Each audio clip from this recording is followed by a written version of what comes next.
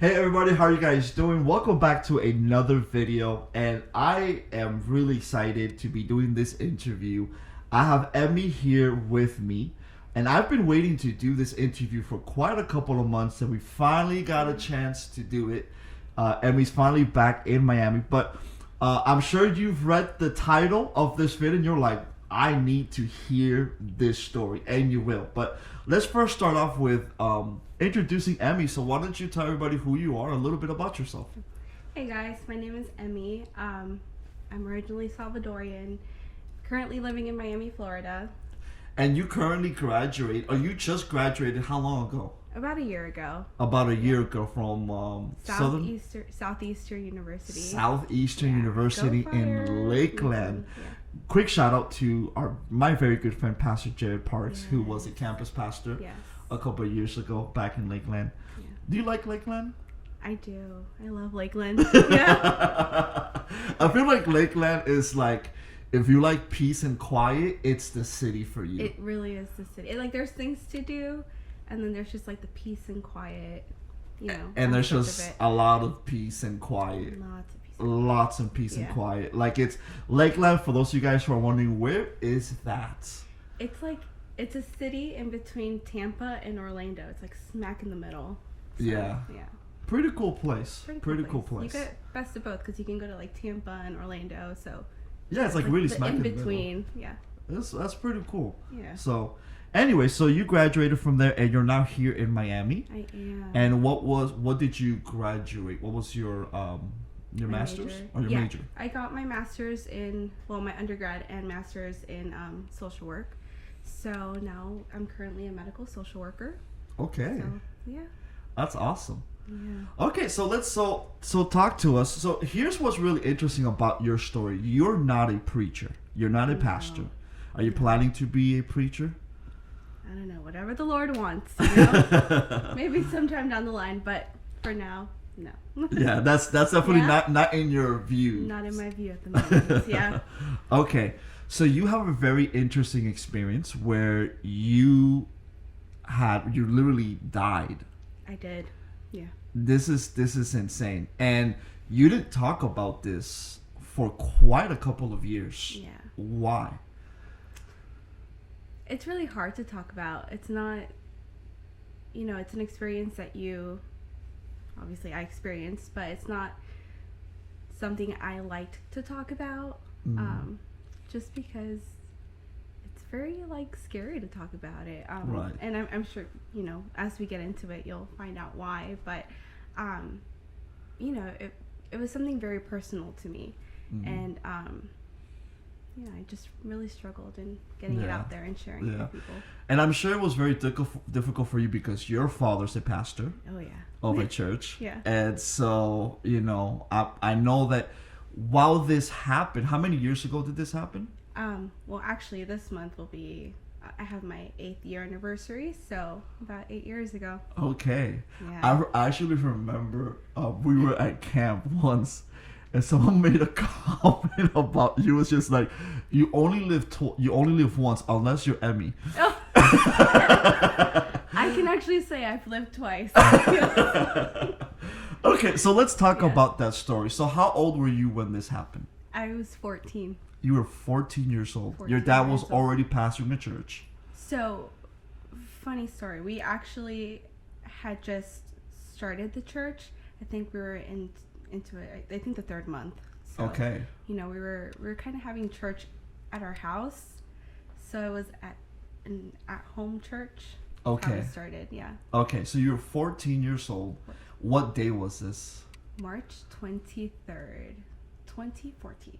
Wow. Okay, so tell us. Take us to that place. Take you back. Yes. Tell us what happened. What were you guys doing? And lead us into the event where you actually, and you didn't just spiritually or emotionally die, you physically died. Physically died. Yes. Okay, so tell us. Yeah. So, some of the details are not, full on, because some of them were things I heard that happened. Because for some reason, I don't remember much of it, but prior to the accident happening, it was actually a Sunday. It was the Sunday before spring break. So, We were at home. We were at church. Church had just finalized. So like after church, we usually did like a little potluck where like people would come to Right. the house and eat, and since we had church, the members of the church were there.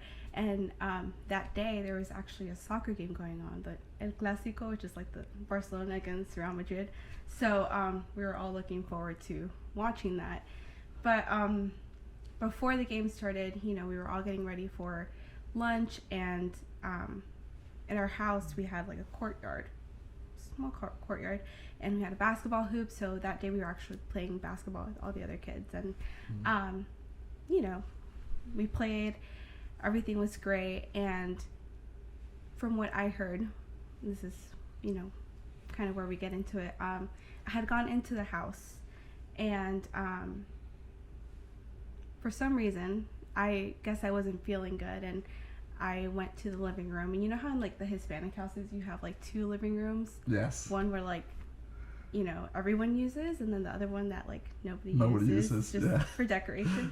So I went to the one where nobody uses, and somehow I ended up lying on the coffee table. Now, do you remember like walking? I don't remember. So you whatsoever. were just kind of like out of it Out already. of it completely. Yeah, at this point I guess I was out of it. What was the last thing you remember?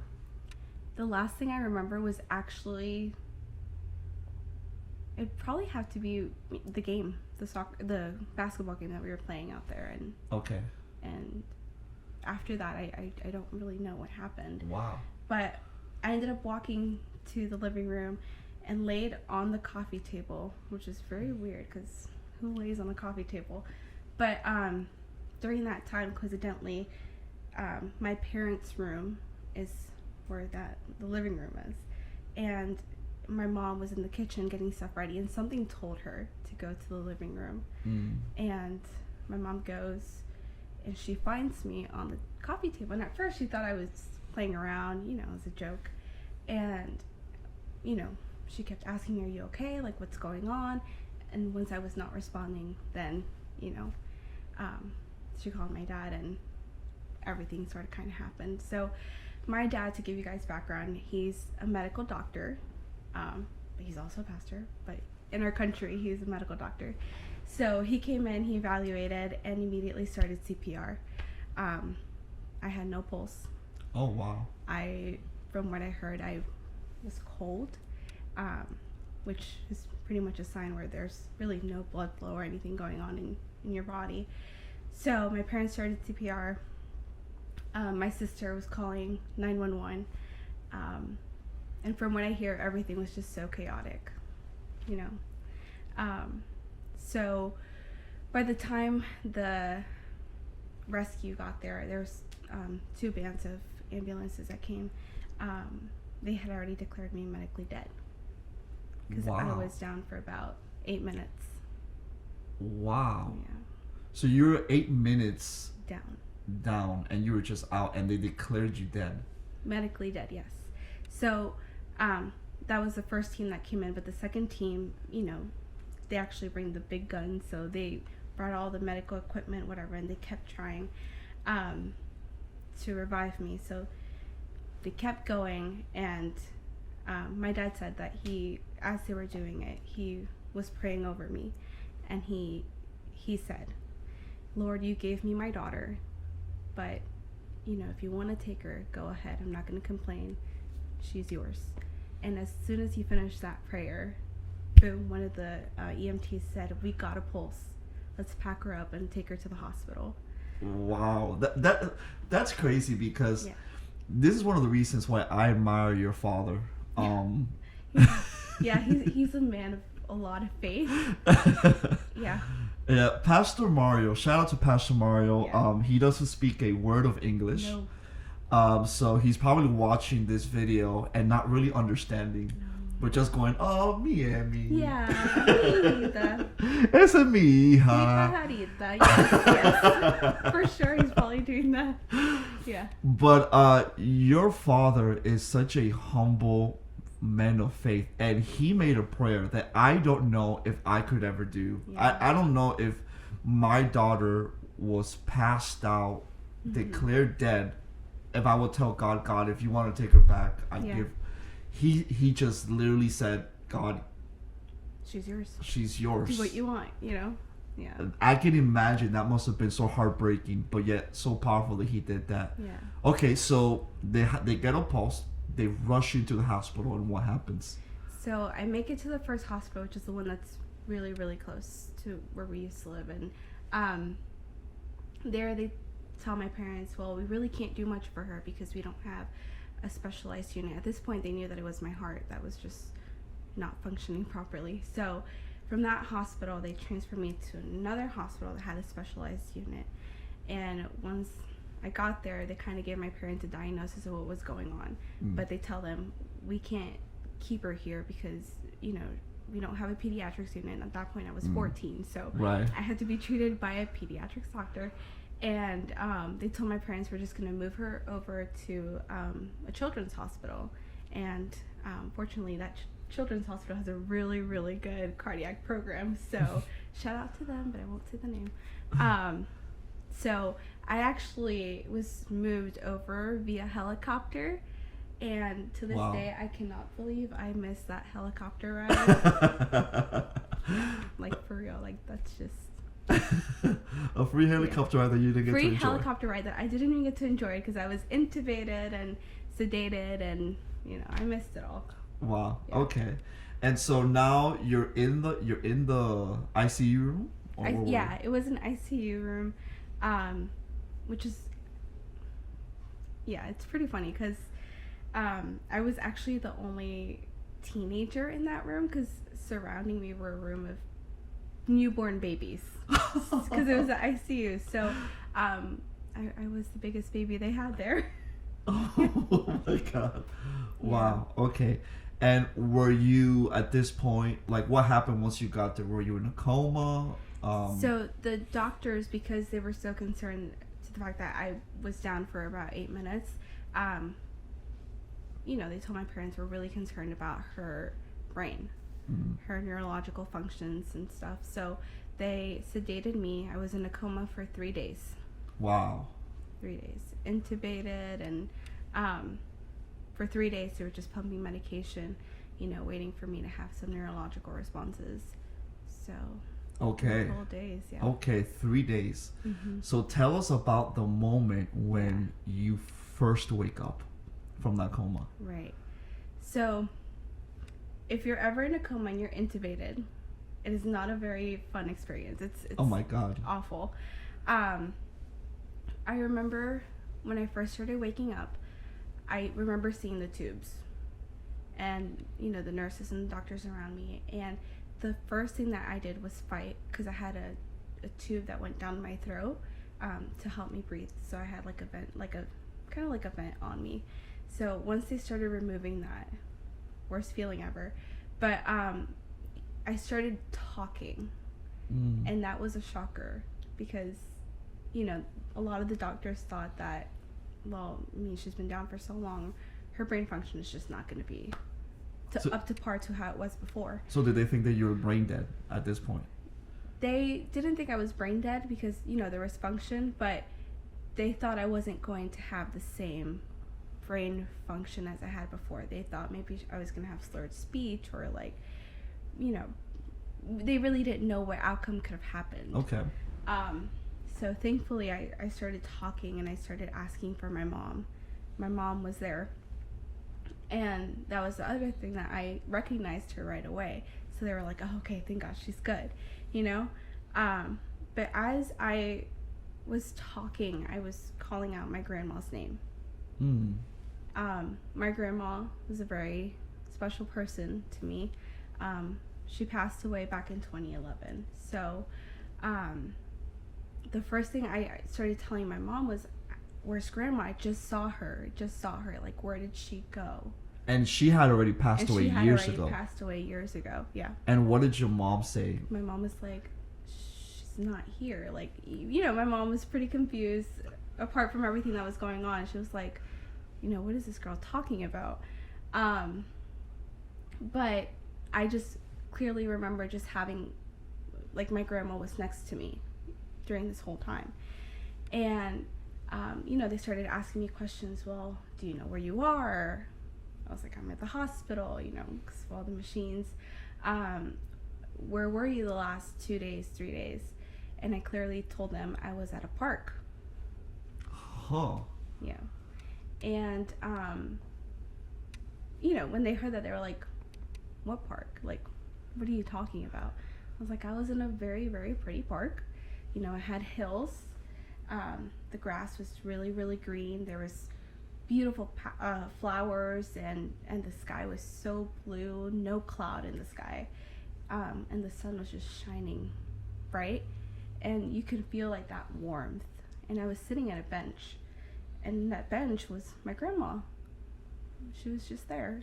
And, my mom asked me, what were you guys like talking about? Like, what else did you see? And I was telling her that I was just talking to her about life. Wow. Just life. Okay, so let's talk about this experience, Mm-hmm. which is what you really, and we all really believe is you went to heaven really in this moment. Right. Do you remember, since you played basketball, did you experience like going up a tunnel, or did you see like an angel grabbing you and taking you somewhere, or what was your first memory of this park? So I remember probably the first experience was that I can recall was, feeling the chest compressions that my dad was giving me, and I saw his face, and then everything just went black. Instantly. I didn't see no tunnel or anything like that, but there was like a scene where I just woke up and I was at the park. Wow. And do you have any memory of thinking anything like, where am I? No.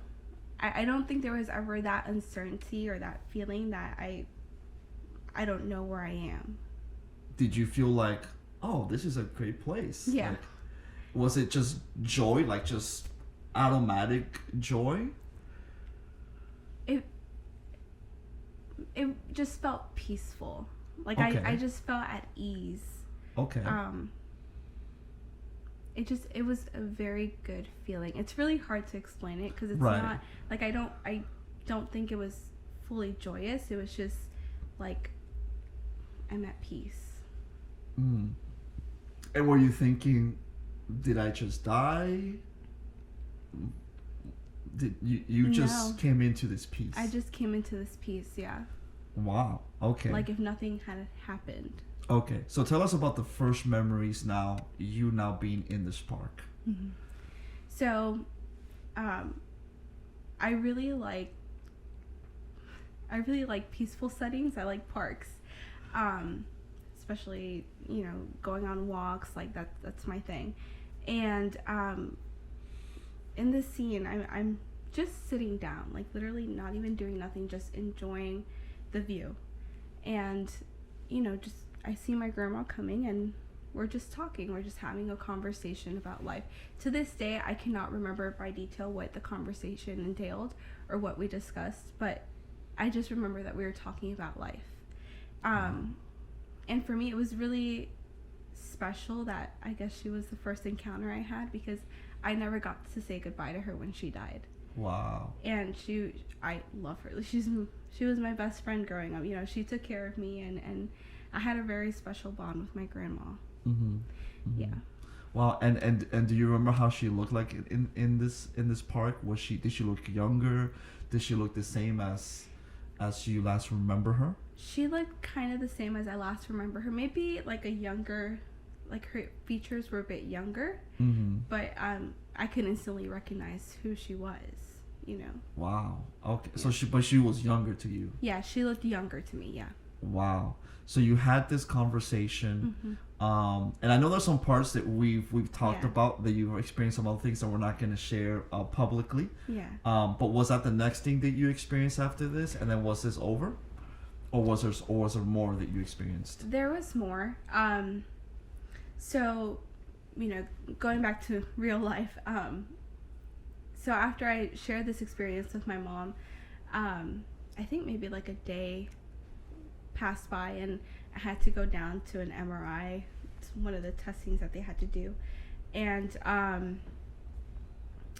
as we were waiting for me to get the test done, I was kind of, talking more and kind of coming to my senses of what was going on. And I asked my Mom, are we like close to the beach? And she was like, no. I was like, are you sure? Like, the beach is not like back there? She was like, no. She was like, why? I'm like, well, because I've been to the beach while I was here, like 100%. Like, I went with my nurse down to the beach. And she was like, did you have to walk to the beach? I was like, yeah. Like, we literally left the room, we went downstairs, and the beach was right there. Wait, hold on. So you said you walked with your nurse? With my nurse, yeah. So this was, wow, this is crazy. Yeah.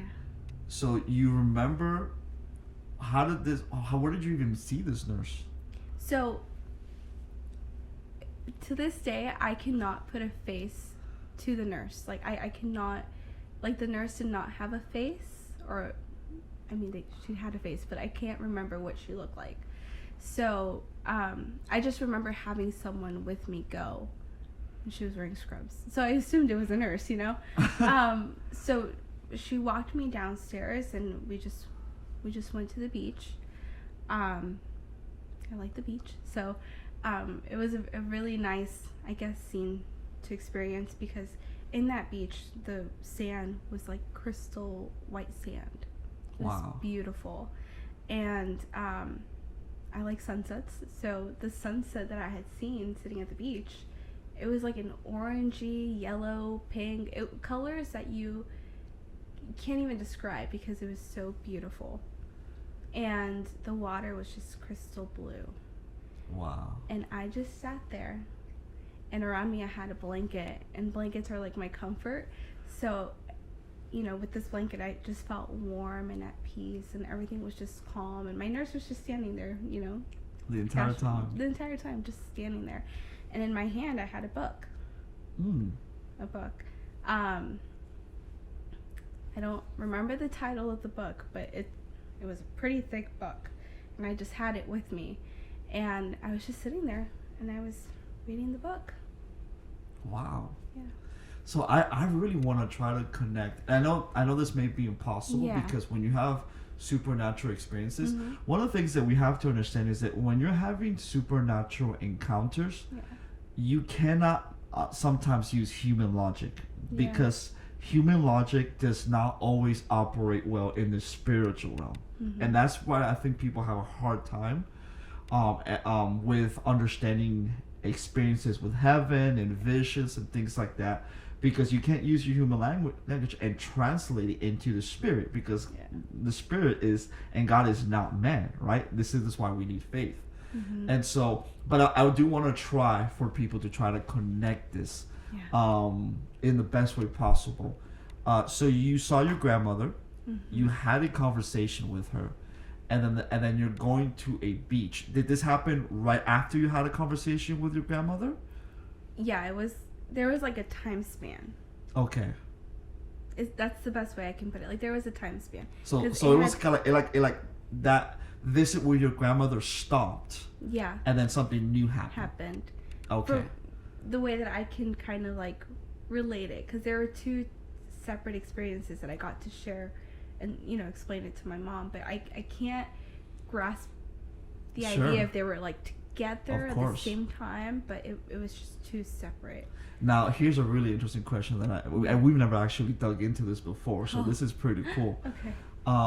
When you had that experience where you saw the nurse taking you, did you know that you were in the hospital at that time?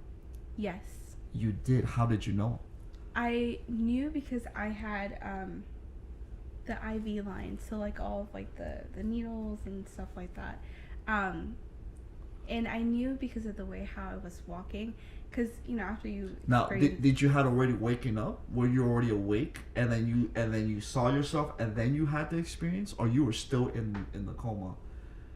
I think I was still in the coma, and yet you still were able to see that you were in the I think I was still in the coma. That is insane. Yeah, because there's no going back to how, because I kind of process these things every now and then. There's no explanation on how it could have happened after I woke up. If that makes sense. Right. So, I just, it had to be while I was in the coma. That's amazing. That is so amazing. Mm-hmm. Honestly, you know what I really believe? Because we never really dug into this part before. Yeah. I really believe that nurse was an angel. Yeah. And it's so funny because you couldn't see the angel's face. Mm-hmm. But I really believe that nurse was an angel. And one of the things that I know personally is that different angels have different jobs. Right. So there's healing angels, there's ministry angels, there's angels that take care about that just physically, like their job is to interpret dreams. We see this in the book of Daniel, for example, right? Right. So if we know there's healing angels, then there must be nurse angels that work at hospitals. Yeah. And maybe one of these nursing angels was taking care of you while you were in this coma. Yeah. That's amazing. And how did you feel when you were with this nurse? Like, did you feel like you knew the person? It felt relational. Okay. Because I would ask questions and she'd answer them. But, like, just in conversation. But it felt relational. Like, I felt safe. Right. Right. Mm-hmm. That's amazing. Do you remember any of the questions that you asked the angel? No. Wow, that's amazing. Yeah. Well, this is the end of our interview, as we're running out of time now. But this has been amazing. Yeah. What an incredible story. Thank you again so much for coming on and sharing this. This was absolutely so powerful. And I hope that you were able to enjoy this. And if you're watching this, we want to ask you to go ahead, subscribe, and share this video, because I believe this has been such a powerful story. So again, thank you, Emmy. Thank you for having me and allowing me to share. Absolutely. You guys have a wonderful day. Take care.